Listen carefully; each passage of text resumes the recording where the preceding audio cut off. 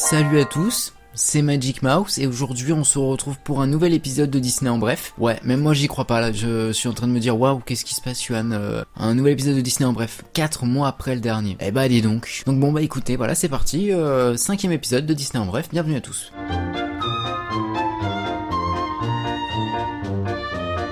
Donc du coup petit rappel pour les nouveaux qui sont arrivés entre temps, qui n'ont jamais vu d'épisode de Disney en bref. Disney en bref c'est la petite émission que je présente on va dire à peu près mensuellement. Toutes les informations qui pourraient potentiellement vous intéresser, que je reçois au sein d'Inside Ears, bah je les donne dans cette sorte de mini JT Disney, de Disneyland Paris. Du coup c'est parti, on va commencer avec les premières infos. Et première info, tout simplement on a reçu au début décembre, il me semble si je dis pas de bêtises, le premier visuel de la saison des super-héros Marvel qui va arriver ce printemps au parc Walt Disney Studios, plus précisément du 23 mars au 16 juin 2019. Donc du coup voilà, premier visuel qui je trouve personnellement claque énormément, donc très joli. Très joli visuel pour commencer l'émission. On reste du côté des visuels puisqu'en fait on a eu donc du coup aussi le premier visuel du festival du Roi Lion et de la Jungle qui est sorti et qui est aussi très joli, très canon. Alors sur lequel par contre, alors c'est une petite remarque que je me permets, mais il y a que le Roi Lion. Du coup de la Jungle c'est peut-être pour ajouter un petit peu de diversité, mais bon, t'imagines bien que du coup là ça va être très Roi Lion, et en même temps ça s'explique puisque évidemment cette année nous allons fêter le 25e anniversaire du grand classique le Roi Lion, et notamment aussi en profiter pour fêter du coup cet été la sortie du remake du Roi Lion qui va pas tarder à sortir en salle. Évidemment ça va sortir en même temps que le festival du Roi Lion, ce qui est voilà plutôt sympa. Aussi vous avez pas pu passer à côté, le 25 décembre dernier Disneyland Paris a dévoilé, et c'est passé un peu partout à la télé, sur internet, ça a fait le tour du monde. Ça a fait vraiment le buzz, je pense que le buzz qui était voulu a été fait. C'est la nouvelle pub avec le petit caneton là, vous voyez le petit canard trop mignon, le petit poussin, je sais pas si poussin c'est plus la poule hein. Ouais, donc du coup ce petit caneton qui a été dévoilé là dernièrement. En plus de ça, cette petite pub a été faite quasiment entièrement en CGI, ce qui représente quand même une sacrée prouesse en termes de pub, et qui nous ramène un petit peu aux anciennes pubs, je trouve, aux anciennes pubs de Disney qui étaient vraiment basées sur le côté émotionnel et la magie que pouvait transmettre Disney, et pas tout simplement se concentrer sur une attraction particulière, ou parce que c'est pas... Voilà, là il n'y a pas grand chose à vendre d'autre que les saisons, donc du coup autant vendre un petit peu de magie, ce qui représente en général Disney je trouve. Alors aussi, il n'y a pas si longtemps, il y a quelques jours, l'hôtel New York a officiellement fermé ses portes. Et alors par contre je n'en dirai pas beaucoup plus évidemment, puisque je vous ai fait tout un vlog à ce sujet là avec les premières images de la chambre, en tout cas des premières chambres qui ont été réalisées, des chambres test, donc du coup pour cet hôtel.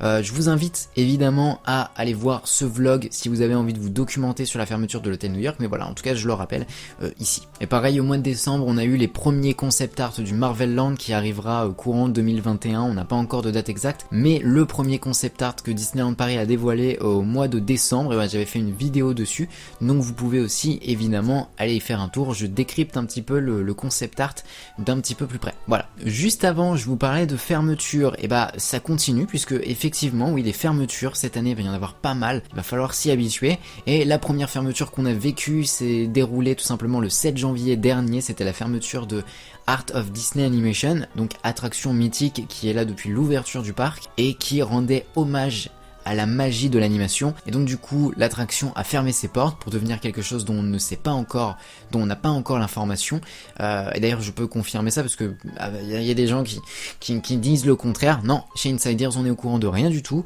rien n'a l'air d'être acté, je pense pas en tout cas, et personnellement, moi j'ai pas d'informations, et au sein d'Insiders on n'a eu aucune information sur Art of Animation. Et le 1er avril, non c'est pas un poisson d'avril avant l'heure, mais en tout cas le 1er avril, Armageddon fermera officiellement aussi ses portes, et là évidemment vous le savez, c'est pour le Marvel Land dont je vous ai parlé précédemment avec le petit concept art. On ne sait pas encore quelle attraction ira à l'intérieur de Armageddon, même si on peut éventuellement voir quelques petits indices sur le concept art, du coup je vous invite à aller voir la vidéo sur le concept art. Un petit peu plus tôt je vous ai parlé donc du coup de la saison des super-héros Marvel qui allait se dérouler au Walt Disney Studios ce printemps. Et bien en fait tout simplement il s'avère que on va avoir une exclusivité. Alors déjà ça a été annoncé que Captain Marvel et Groot allaient donc du coup rejoindre les super-héros qu'on pourrait rencontrer durant cette saison des super-héros Marvel. Mais en plus de ça, dernièrement on a eu aussi une très très grosse information et une assez grosse exclue, parce que si je dis pas de bêtises, on ne l'a jamais vu dans aucun parc Disney. Red Skull, ou plutôt en français le Crâne Rouge, on pourra le voir, on pourra sûrement le rencontrer, ou alors il sera dans un spectacle.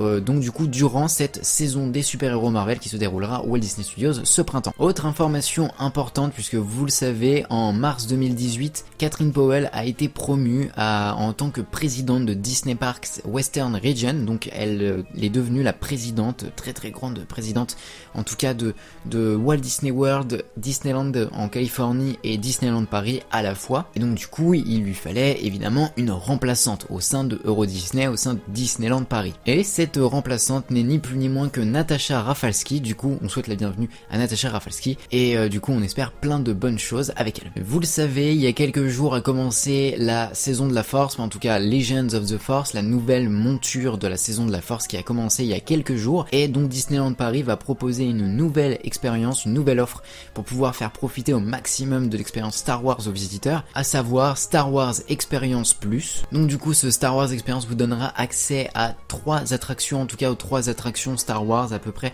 donc Star Tour, Hyperspace Mountain et aussi à Starport. Donc du coup ça fait 3 accès en fait en fast pass, en fil fast pass. Vous aurez aussi accès à un emplacement VIP pour découvrir le spectacle Star Wars, une célébration galactique, et vous aurez un souvenir cadeau, un cadeau souvenir donc du coup en plus. Star Wars Experience Plus sera disponible à la vente à partir du 30 janvier 2019 durant Legends of the Force, et ce sera uniquement valable du 9 février au 17 mars 2019. Ah oui, j'avais oublié, pour un prix de 59 € par personne et par jour. Alors le prix, on peut potentiellement le discuter. Moi je sais pas, à voir en fait.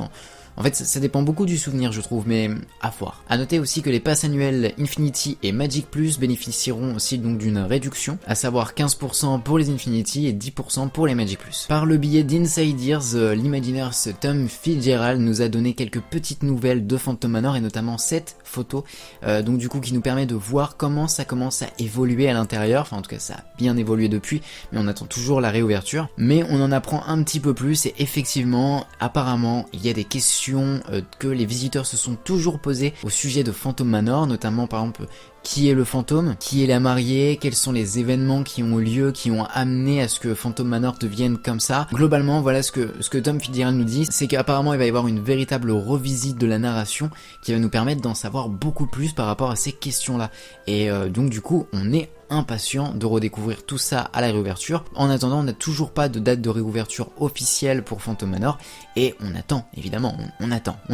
Et on va terminer avec une grosse coulée de news en termes de merchandising, parce qu'en termes de merchandising, on a vraiment eu des annonces hyper intéressantes, à commencer par le fait que le 28 décembre dernier, une figurine à l'image du Star Speeder 1000 de Star Tour, l'aventure continue, est sortie. Elle est au prix de 149 € et elle est très très jolie, et si vous êtes très très fan de Star Tour, évidemment, je vous invite à tout simplement à l'acheter. Si vous êtes très très fan de l'attraction Ratatouille, si vous êtes fan de la place de Rémi, vous voyez au-dessus de la fontaine, on a tout simplement une figurine de Rémi, donc du coup, on aura une reproduction de ce Rémi qui est en haut de la fontaine, et donc du coup, vous pourrez l'acheter dans pas longtemps au prix de 49,99 €, et je trouve que ça va être plutôt pas mal, c'est une plutôt bonne idée. Bientôt vous allez aussi pouvoir vous procurer des petites maquettes en bois, que vous pourrez monter vous-même, que vous pourrez construire vous-même, des maquettes en bois qui seront tout simplement